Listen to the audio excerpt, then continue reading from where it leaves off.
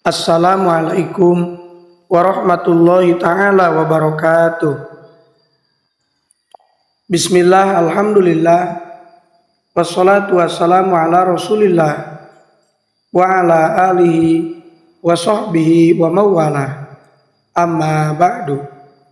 Allahumma salli ala sayyidina Muhammad wa ala ali sayyidina Muhammad. Syukur alhamdulillah kita bisa berjumpa kembali dalam channel ini. Semoga kita semua selalu ada dalam lindungan Allah Subhanahu wa taala, dipanjangkan umur, disehatkan jasmani dan rohani, senantiasa diberikan rizki yang berlimpah oleh Allah Subhanahu wa taala.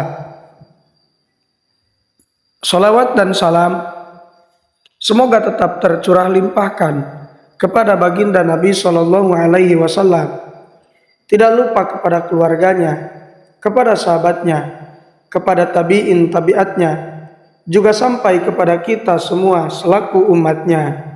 Amin ya Allah ya Rabbal Alamin. Sahabat beriman yang dirahmati Allah Subhanahu Wa Taala, ketika seseorang telah berada di alam kubur, ia tidak membawa apa-apa dari dunia kecuali amal perbuatannya, harta, benda, bahkan keluarga yang dicintainya tidak dapat ikut bersamanya. Namun ada beberapa amalan yang diajarkan Rasulullah Shallallahu Alaihi Wasallam yang dapat menjadi penyelamat manusia dari siksa kubur. Untuk itu, simaklah video ini sampai akhir agar Anda paham. Dan jangan lupa untuk mendukung channel ini agar menjadi channel yang lebih baik dan lebih bermanfaat lagi, dengan cara menekan tombol subscribe, like, komen, dan juga share sebanyak-banyaknya. Dan aktifkan selalu lonceng notifikasinya agar tidak ketinggalan hal-hal terbaru yang kami update dalam channel ini. Semoga kebaikan sahabat semua dibalas oleh Allah Subhanahu wa taala. Dan jangan lupa untuk menuliskan sholawat di kolom komentar. Semoga dengan berkah sholawat kepada Nabi Shallallahu Alaihi Wasallam kita mendapatkan syafaat darinya, sehingga kita bisa selamat dari siksa kubur. Amin ya Allah ya Rabbal Alamin. Sahabat beriman, dalam sebuah hadis dikatakan, amal soleh menjadi satu-satunya bekal yang mengiringi jenazah di alam kubur. Rasulullah Shallallahu Alaihi Wasallam bersabda, ada 3 hal yang mengiringi mayit ke kuburnya. Yang pertama keluarganya, yang kedua hartanya, yang ketiga amalnya.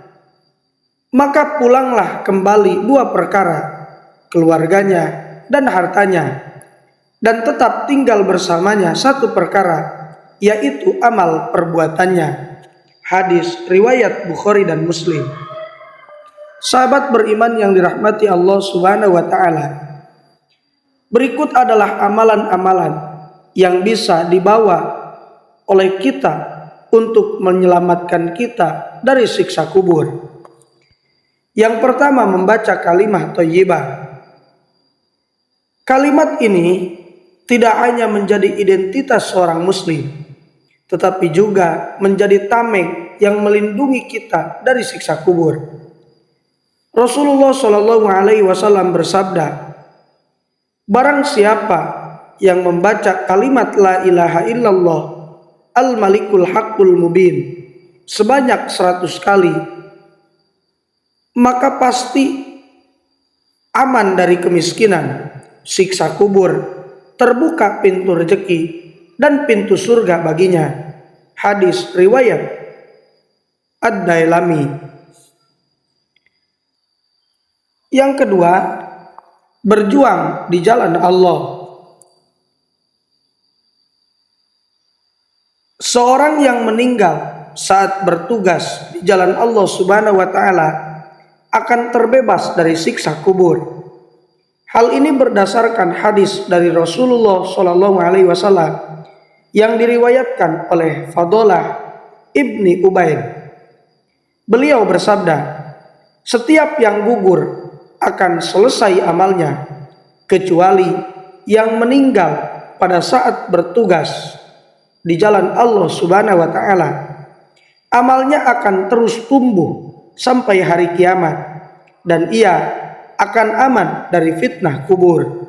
Hadis riwayat At-Tirmidzi dan Abu Dawud. Yang ketiga, membaca surat Al-Mulk. Membaca surat Al-Mulk setiap hari atau setiap malam dapat menyelamatkan kita dari siksa kubur.